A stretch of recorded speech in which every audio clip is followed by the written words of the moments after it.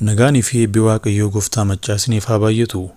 Ani tajaajilaan keessan gaafa guyyaa akka lakkoofsa Itoophiyaatti adoolessa 3 bara 2018 yeroon kadhannaaf gadi fageenyaan harkaa fuula Waaqayyoo dura jiru mul'ata baay'ee naasisaa ta'e argeen lubbuu koo rifachiise. Mul'anni kun haala dhuunfaa koo qofaa osoo hin taane ba'aa saba kooti. Ijaaf gurra koo duratti wanti mul'ate baay'ee sodaachisaadha. Magaalaa Finfinnee keessatti osoo namoonni baay'een bakka tokkotti walitti qabamanii jiranuu Tooyi yaadaminsa sochii ajjechaa amaaniif sukkanneessaan namoota sana irratti yeroo raawwatamu jakoonan arge. Gooftaan sagalee yaaf boo'ichaa kana magaalaa kana keessatti ka'uuf jedhu natti argisiisee jira. Kun karoora dhiigaa seexanni dhoksaatti qopheessaa jiru ta'uu isaa natti himee jira. Humna diinaa magaalaa guddittii kana dachee dhiigaa gochuun aarsaa lubbuu namootaa baay'ee dhangalaasuuf qiyyafatee jira. Wanti na sodaachises gocha kanaan booda saffisa hin amanamneen biyyittiin gara jeequmsa hamaaf kiyyootti akka galtuuf kan xaxame ta'uu isaati. Kun mul'ata callisanii dabarsuu miti. Diinni saba keenya fixuuf ka'ee jira.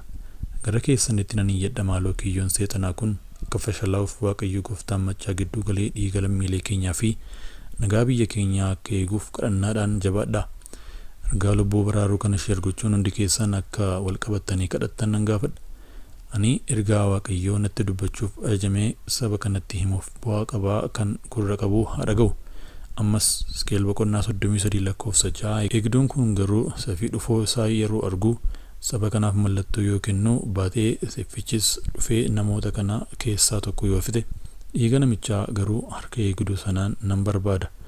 Amos boqonnaa 3 lakkoofsa 7-8 Gooftaan Waaqayyoo iccitii isaa hojjettoota isaa raajotatu hin argisiisin waan tokko iyyuu hin hojjetu. Leenci iyyee eenyutu hin sodaanne? Gooftaan Waaqayyoo dubbateera, eenyutu raajii hin dubbanne? Dubbiin kun kan isaan ilaalatuu fi kan inni irratti hundaa'u magaalaa Finfinnee keessatti dhumaatii lubbuu namoota bakka tokkotti walitti qabamanii jiran irratti yeroo raawwatamu mul'ata argamedha.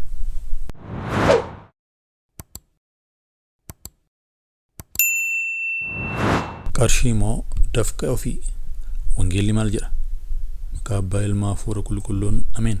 Yaa saba Waaqayyoo, ergaa kana yeroon isiniif qoodanii nama qulqulluu sirrii of godhee miti. Ani nama wallaalaa fi dadhabaa ayyaana Waaqayyoon dhaabbatedha. Taayiltoonni Waaqayyoo immoo saba kana karaatti deebisuuf, barsiisuuf, qajeelchuuf amanaa Waaqayyoo nuuf kenne. Kanaaf amanamnee jiraachuu qabna malee saba kana burjaajessuu hin qabnu. Yeroo ammaa kana miidiyaa hawaasummaa kanneen akka Facebook fi TikTok fi kan kana fakkaatan irratti akkasumas waldaa kiristaanaa keessatti guyyaa muraasa keessatti maallaqni dinqii herrega baankii keessanitti ni gala.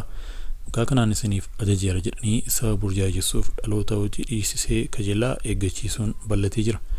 Amantiin keenya dhugaa sagalee Waaqayyoo irratti bu'uureffate malee soba dinqii yookaan dinqii sobaaf maajikii irratti hin hundaa'u.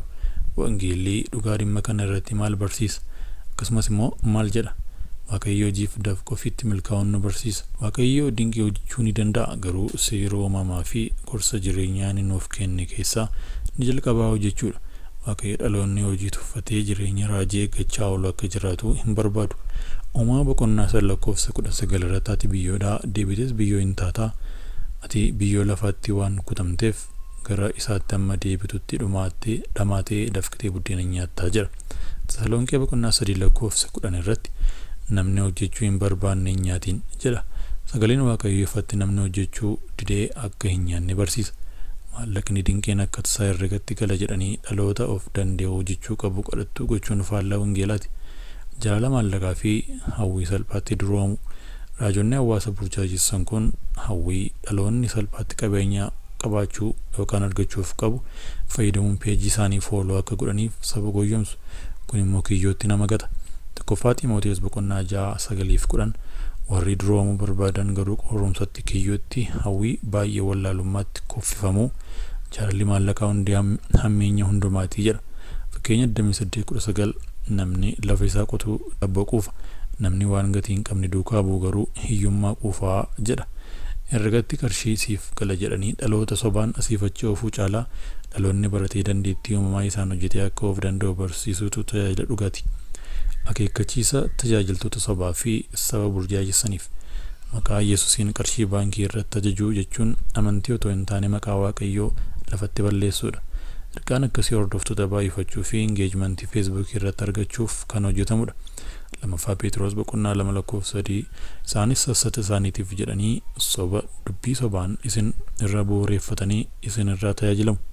Tajaajiltoonni sagalee Waaqayyoo kanaan saba burjaajessan yaada garaa isaanii akka deebisaniif cubbuu dhaloota irratti hojjetan kanarraa akka deebi'an akeekkachiifamuu qabu. Wangeelli gurgurtaa hafuuraa miti. Gorsaa amantootaaf keenyaaf maraaf adraa dhagahaa. Wantoota miidiyaa hawaasaa irratti argitan hundumaa sagalee Waaqayyoon madaalaa. Hojjedhaa harki hojjetu ni eebbifamaa. Waaqayyo hojii kee irratti eebbisa malee baankii kee keessatti dinqiin qarshiin buusu. Soba irraa fagaadhaa. Dubbii sobaa sheer gochuunii fi tajaajila dantaa dhuunfaa irratti hundaa'ee jala deemuu dhiisaa. Eebbifamaa ergaa kanaa sheer gochuun dhaloota keenya sobaa jalaa haa baasu. Ergaa iccitii rooba dheekkamsaa. Mul'ata mootota keenyaaf mul'ate. Mul'ata waggaa tokko dura arge saba kanatti himee inni yaadatu jedhee yaada. Har'a wanti dhaga'amuuf wanti argamaa jiru gara fiixee mul'anni kun raawwatamutti adeemaa jira. Ergaa kana qalbiidhaan dhaggeeffadhaa. Waxabajjii 3 bara 2017 halkan keessaa 9:20tti ergaa kana sirriitti ka'a jedheen dubbadhee ture. Halkan fuula Waaqayyoo duratti kadhannaadhaan yeroo turetti sagalee Waaqayyoo akka qaqqaalee dhangala'uun onneen koo nahee mul'ata sodaachisaa jakootiin argee hidhame.